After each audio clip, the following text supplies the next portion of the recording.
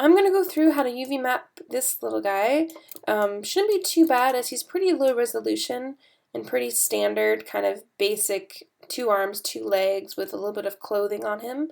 The same techniques can be used for any kind of organic character or organic object.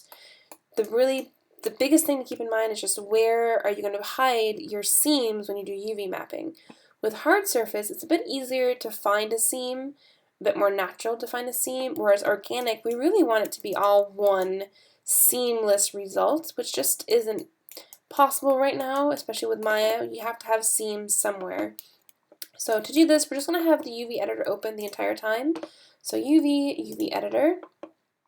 Right now it's really bad. If you select your object, you should be able to see the UVs in the editor. Mine are all squished up in the center like this. Pretty awful. You can turn on, there's this little icon up here, this checkerboard, to see the pattern. And what we want in the end is this checker pattern evenly distributed across the surface. And right now, it's extremely far away from that. I can't even see a square anywhere on this guy. So we have a lot of work to do on him. The first thing that's usually a good step in the right direction is just do a massive planar map on your object, whatever it is. So I'm going to go to UV, planar, options box, and choose the direction that goes perpendicular to the majority of your model. So from this, if I were to do a projection from the side here, I would just see the side silhouette of him, which doesn't give me a lot. The front gives me more. It gives me the kind of 2 sides, both hands, both legs. The side only gives me 1 leg, 1 hand. So I'm going to choose from the front view, which for me is Z. And project. You're going to get a bounding box, and in the UV editor you should see that profile view that you chose. You can always go back and do it again just by going back to object mode. You don't have to undo, just do it again. UV and planar again with different options. Alright, so we have that going. This is already 100 times better than what you've probably started with. I can see the checkerboard pattern. It's evenly distributed, but it is rectangular a little bit. Also, from the sides, because we only did a planar map, whatever angle does not match that planar map is going to be very distorted. So still a lot of work to do. Also, right now, if we were to texture him as he is, if we put, let's say, a logo on his shirt, because the UVs are on top of each other, front and back, the logo would also appear on the back. Okay. Alright, so I am going to also use mirroring for this character because it goes faster. So whenever you're doing something symmetrical, you can always delete half of it, edit the one side, and then mirror it over to get the full UV. So I'm just going to go right ahead and delete it before I start working, just to keep that on track. So I'm going to go to Face. Make sure you select the faces that you want. I use wireframe, which is hotkey 4, to check your selection. So it looks like I missed one here in the neck area. I'm going to grab that. And I missed one in the pants down here too. Here we go. Alright, I'm going to delete that half. There we go, back to object mode, back to 5 to see the whole thing. So I'm only going to do half of him, and then we'll mirror him over, and all of the UVs we do over here will be exactly the same as the ones we do on the other side. So let's go ahead and just find those seams. So whenever you have a character, any kind of animal or human, just imagine if they were wearing clothes. When you think of tailoring and clothing patterns and the clothes you're wearing right now, kind of like where those seams are is a really good place to put seams on your character, because those tailoring seams, it's just, you know, to wrap around 3D objects is a really intelligent places to place those. So in general, you're going to find that seams are going to exist between different materials already. So the most obvious one on him is, I'm going to turn off this checkerboard for now, is going to be the difference between the sleeve and his skin on his arm. So I'm going to select this edge loop here. The next obvious place is the difference between his shirt and his neck. Again, it's a change in material, so it's a good place for a seam. Pants to shirt, again, it's going to be different material, so I'm going to go ahead and make that a seam. Now, the other ones are a little bit less easy to find. If you're out of material changes, or you don't have any material changes, you just have one solid skin, it's a bit trickier to think this through. So in general, the arm, like the upper arm and the lower arm, are going to be one map together, one piece. You're going to want to cut off the hand or the foot or the paw separate, because that's usually a more complicated area that deserves its own little map. So I'm going to find a place to cut off the hand, and I'm going to use this kind of loop right here. Make sure I get the whole thing. Right at the wrist, so this is going to be its own little thing now.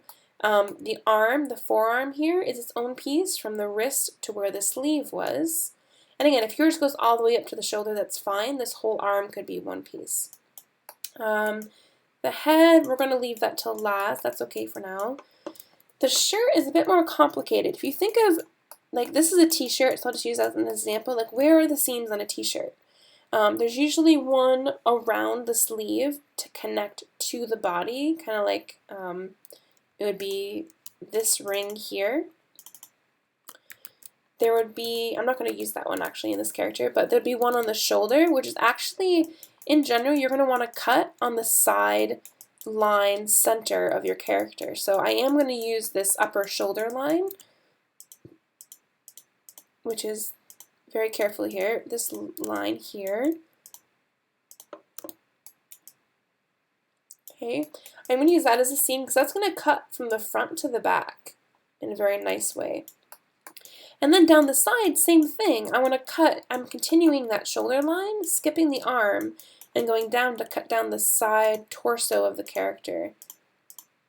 And you are going to want to use your design as a guide, right? Not everyone's going to be wearing a t-shirt, so this won't work exactly. However, just kind of follow the kind of basic logic here and make sure you don't select things you don't want like I just did. Alright, so we have those extra lines, that's good. The pants, same kind of thing. I want to split it down the middle in the center of the pants, kind of the inner seam of the pant here. So I'm going to double click. Now I can double click on this, it's not going to go all the way around, because on this character it actually loops in a little bit into the ankle and then stops. So that's where that loop ends. Same on the outer here. I can't double click this one, however, because if I were to get this whole loop, it's going to go all the way up through the hand and everything. So I'm just going to click every line manually. I'm going to grab these ones.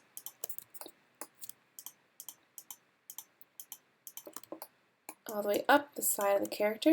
And it's worth noting too, you don't have to select all these seams right now. You can do them little by little, but doing them all at once maybe helps you visualize things a little bit more. So I'm going to go ahead and just cut the pants in half that way. Pant line, shirt on the side, shirt on the top, the neck, the sleeve, the wrist will be cut. Now the hand isn't done yet. Hand is very complicated, so if we were to unwrap the hand right now, the only seam we have is at the wrist, which would mean the wrist will get really wide to accommodate the tiny fingers and spread, and then the fingers would be very tiny little dots. If you can kind of picture this being stretched and unfolded. So we need another seam here. Different ways you could do it. You could cut off the fingers as their own little thing. I like to keep the hand as together as possible, as much as one. So I'm going to go ahead and just make a seam along the side of the hand, kind of cutting the hand in half from top to bottom. So I'm going to go ahead and just kind of grab these here to identify a seam. I'm going to grab this.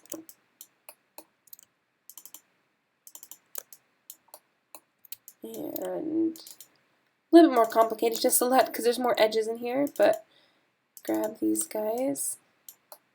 Be careful with your double clicking. You don't want to have an edge that goes all the way through the entire character. So in some areas you might want to do it manually. Alright, so we cut that in half. Very good. Now looks good. And we are going to leave the head for now. Don't worry about editing that. Usually that's going to be its own kind of process to tackle the head, especially when you have facial features, so just kind of let that go. Just take care of the main body sections first. Always do a level 4 check here. See if you have any extra edges selected that you didn't want, which this looks okay. And once you're done, we're going to use the cut tool. So in the UV editor, there's two different X-Acto knife icons. One is under like the view select area, of the little buttons here, which is cut UVs, but then over under kind of the textures area should be this other X-Acto knife, which is separate UVs. So I'm going to use this one. Click it. There's no real response to let you know that it worked, but just clicking it once, it did work. If you're not sure, feel free to click it more than once. It's not going to do anything else besides cutting it once. Alright, so we have that. Now if you go and use the second tool in the UV editor here, you can click on pieces and move them. So I clicked on the head, and that's it, decapitated there. Just because we eventually want everything to be in this positive one-to-one area does not mean you have to work there. So I'm going to pull the head out, click on the pants. You should have two pieces for the pants because again we cut it from front to back. The shirt, I'll move over here. We have a front piece and a back piece. We have the forearm, and we have the bottom of the hand and the top of the hand. Awesome. So I also have another tool turned on over here. We have the checkerboard icon, and then diagonally up from that is this blue square. This is shading. Really useful to keep on. I generally always have it on just because it shows you the coloring. So anything that's red, like for example, one shirt's blue, one shirt's red. Blue means you're looking at the front side of those faces, and red means you're looking at the back side. So I'm going to go ahead and just grab this piece and flip it. To flip it, I'm going to use these kind of sailboat looking icons under the image area and turn it blue. Now I'm looking at the front side of those faces. Now this is happening because we did a planar map, and so the planar map mapped the front of the character, but then it did the inside of the back of the character. So that's why those are red, and we're seeing the black side. So by flipping it, now we're seeing the outside of the back. Alright, so we got that going. Purple up here means we're seeing the front and the back overlapping. Red plus blue equals purple. Alright, so I'm going to come down here, looking pretty good. I don't want to mirror him quite yet. Before I do, I want to kind of fix the hands, most importantly. You're going to want to leave any piece that's symmetrical, like touching down the center, until after you mirror. So for example, the t-shirt, I'm not going to start editing that until after I mirror. The pants, the head, they're all going to wait until after I mirror. Anything that's not touching the middle line, I can do now, which for me is the forearm and the hand. So to do the forearm, this area is should be pretty straightforward. I'm going to select it here. This is the piece. You'll notice it should be pretty cylindrical. You're going to want to find a cylindrical piece. So if your arm is a little more funky, you might want to use a different method, but usually a cylinder will do the trick. So the fastest way to select all of these faces, we're going to do a different kind of map, is to go in and choose where we want to put the edge. Now, you could just do a UV cylindrical map, nothing wrong with that, or you can just pick an edge to cut along. So I'm going to put one on the back of the arm. I'm going to go to edge mode and cut here, down the arm. Now, I don't want to get into the wrist area, so I'm going to see where that stops, which it seems like right there for me. I'm going to cut this and then select the piece. It's still going to be one piece because it's still technically connected on the other side, but I am going to unwrap it into one little section. So the fastest way to unwrap is to do, grab the piece, so it's selected with the second tool, and then click on the tool next to that, which is this kind of cube layout icon with a little white arrow. Get a nice big brush, which is going to be B, and holding your mouse down to drag. Make sure the size is bigger than the piece you're about to edit, and then click and kind of move your mouse. And ta-da, it kind of unwraps like that pretty quick. You turn on your checkerboard icon to see. Now, when the piece is small in the grid like this, you're going to have big checkerboard icons. So we can scale it up, and you'll have smaller checkerboards. Now, sometimes it's easier to visualize when they're smaller, because you can see more of a pattern, and your eye can pick up on that. So I'm going to kind of look at it here. And this is looking really good. So see how they're square and they're even? The size is even. There is, of course, a seam. Seams are not, like, unavoidable, so you're going to have one somewhere. That's okay. Looking pretty good. Don't worry about the rotation or position of this guy yet. We'll worry about that at the end. Alright, very good. Let's look at the hand. So same kind of thing. We have this hand top piece here. Pretty messy. I'm going to do an unfold as well. Again, I'm going to select it, then go to that third tool and go over the hand, and it should snap right in. Now that's the top, and again, it's really small, so it's going to look, can't really see the pattern, but if we crank it up in size, there we go, and move it over, there we go. Beautiful, even pattern on that part of the hand. Grab the bottom. Again, I'm using that second tool to grab it. The third tool as kind of unfold. Click and drag. I have a brush that's bigger than that piece. Now the reason I'm doing that is if the brush was smaller, what's going to happen is you're going to unfold only one area of that map. You're not going to unfold the whole thing. Okay, so if I had a small one and I click on this, see I'm only going to unfold that one piece. It's really hard to get it consistent across the whole section. So by taking your brush and making it big when you do unfold, bigger than your piece, you're going to unfold the whole thing at the same time. Very nice. Now with the hands, there's a top and a bottom, so you're going to want them to be consistent in terms of size. So I'm going to scale this up until it's about the same as the other piece, which that's looking pretty good. Okay. And again, it's looking really nice on the bottom there too. Awesome. Alright, so again, I'm going to leave the rest of the pieces till later. The hands, you can leave them like this. I prefer to have less seams rather than more seams. So for me, that means usually connecting the outer edge of the hand with your pinky. So I'm going to arrange this, and right now, this is my pinky right here. So just kind of see that better. If I zoom in and go to UV and grab these little points here, it selects them right here. That tells me where it is. So this is the outer end up to my pinky in here. So I'm going to move these guys kind of close together to prepare them for connection. And I always hate this when it stops working. There we go. Rotate. There we go. So I'm going to merge them along this outer line here. To merge things together, I'm going to use this sew tool, which is like a needle and thread. You're going to have a brush for this as well. You can use B to adjust the size. I'm going to click and drag. They should highlight red first as like a preview. You can click and then drag a little bit and they'll connect. And you should see how they start to go together. It's going to be skewed at first because we are ruining the unfold, but we'll unfold it again in a second. So I'm going to go ahead and do this here.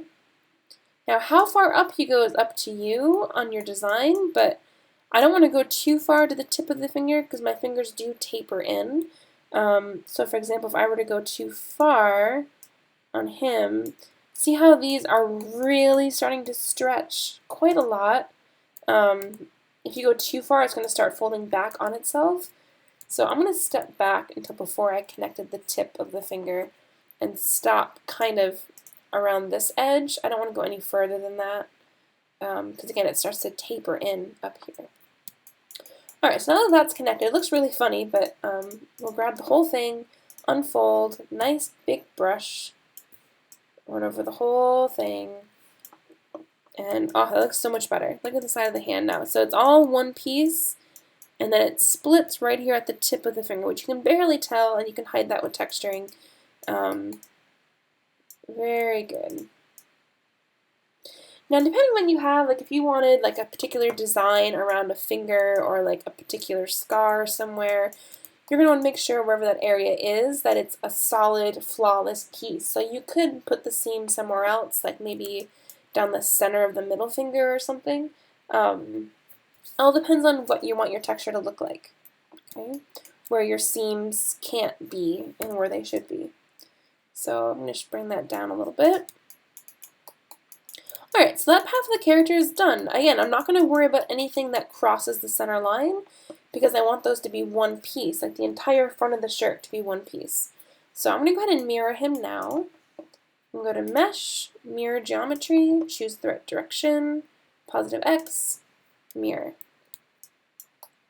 So what I have is, you're not going to see those extra UVs anywhere, but you should notice everything turned purple. That tells me that there's UVs overlapping.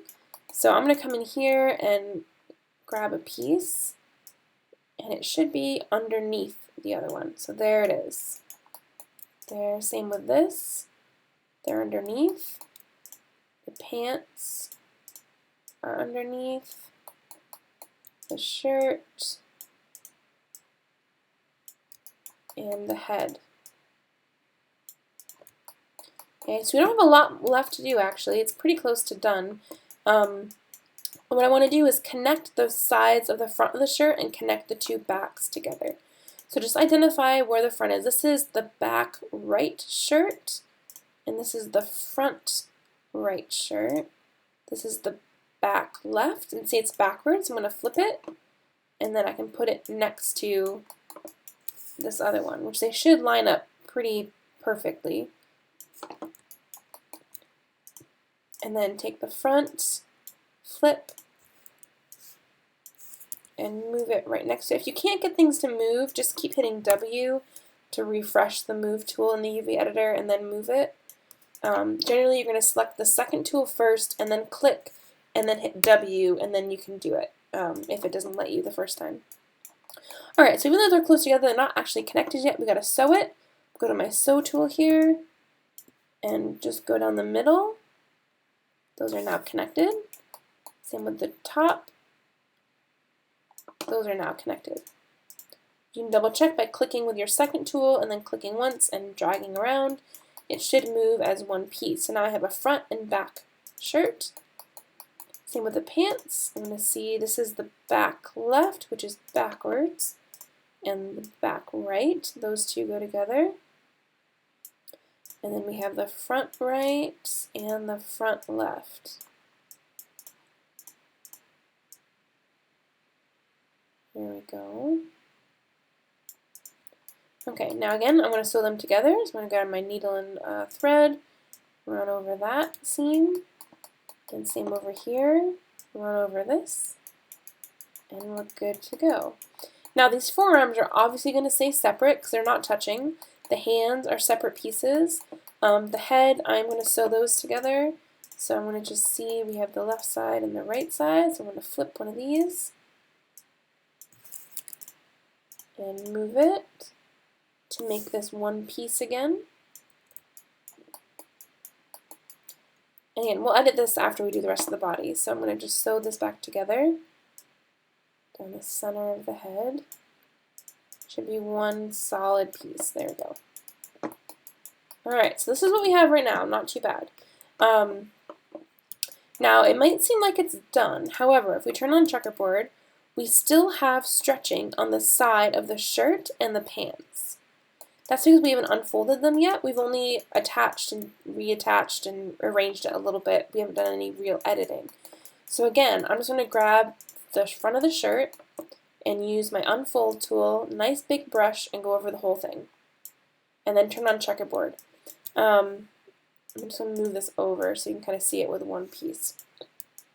See the difference between the front of the shirt and the back of the shirt? So this one is unfolded, this one is not, and you can see the stretching difference. So we want to aim for this non-stretched version. So I'm going to do the same thing on the back of the shirt. I'm going to grab my second tool, click, unfold, big brush, run over it, let go, and now that's also lined up.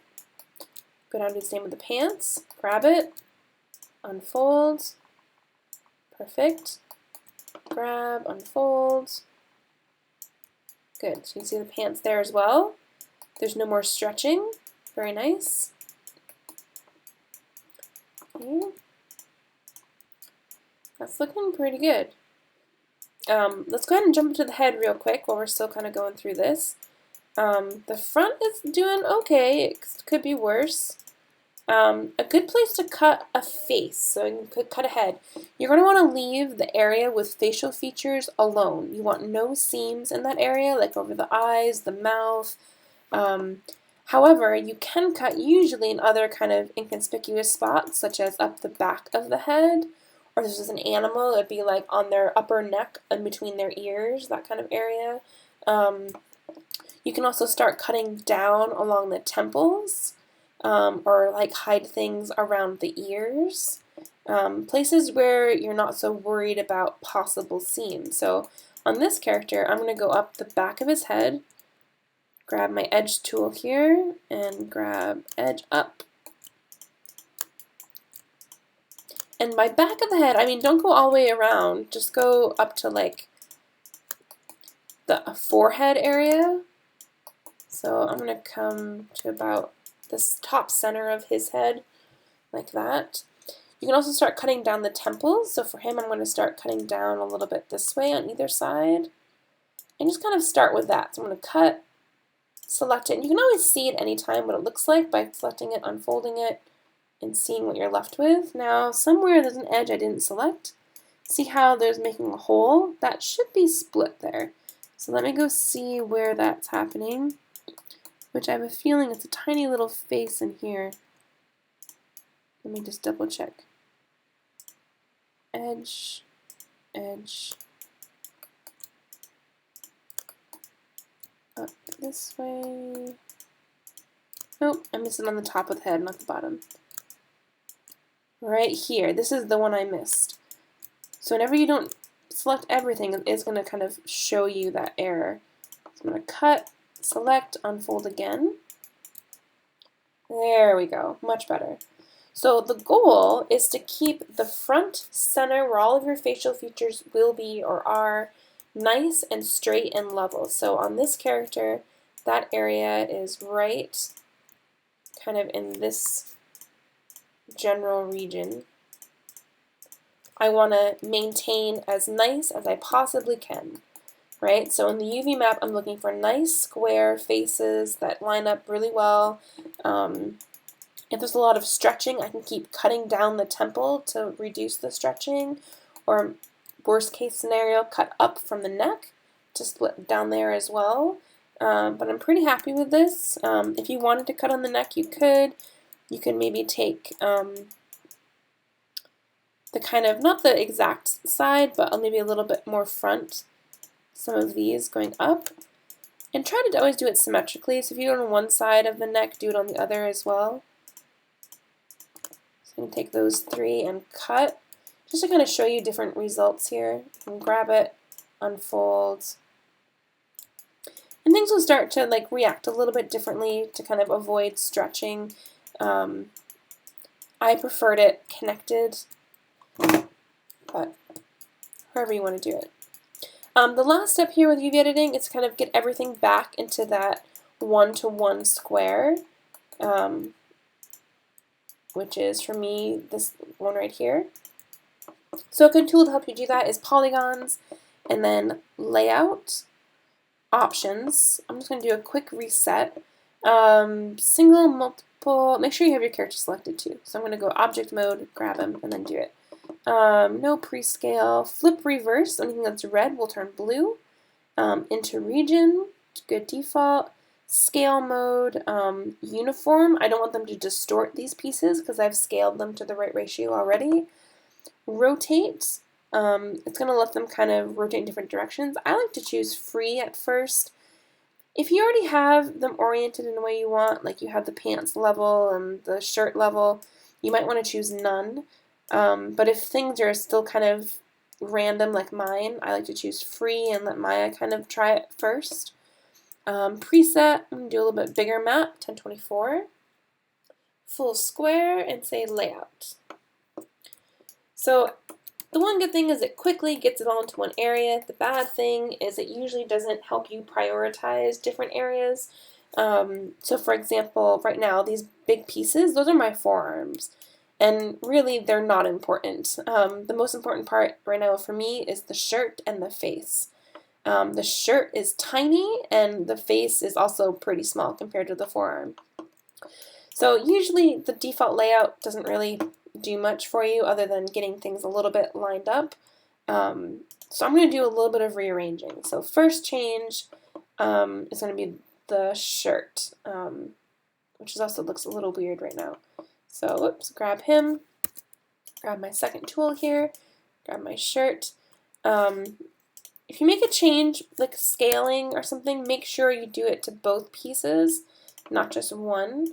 So I'm kind of going to switch out some of these. I'm going to put the pants down here and the shirt up here. My goal is to have the shirts be bigger, so I'm going to kind of work on getting these guys up here close together. It's important to note too, when you scale two pieces, they're going to keep their distance from each other, so I'm going to kind of line these guys up and get the hands out of the way. The hands are a bit too big. I'm going to scale both of them down. They're not as important to make room for the shirt. Move them down. Select both, scale both to make them bigger. And we'll see how big I can actually go with these. I'm going to try to stick them up here for now. Not too bad. The forearms are still really big. I would like to put the face here instead and then put the forearms small where the face is. So kind of like a swapping process. Oops. Again, that snapping back, just hit W to fix that problem. So select, scale,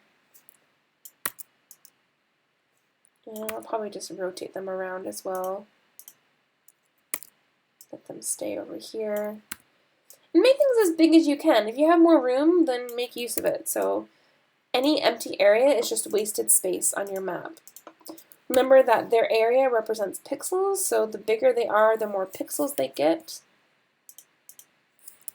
Therefore, the higher the resolution they can be, which is why I'm trying to make this face as big as I can, which I'm probably going to make it right around there. Probably go a tad bigger. I don't want to go too overwhelming because the pants are still pretty small too. I'd like this to be bigger. Alright, so the face is there. The hands are kind of in the way. So I'm just going to put them in here.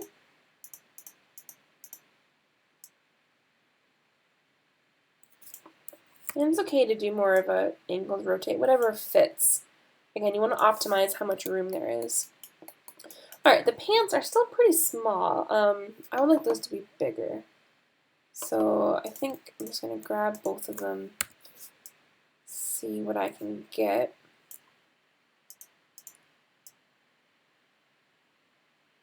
Even a little bit bigger is okay. Move it up here.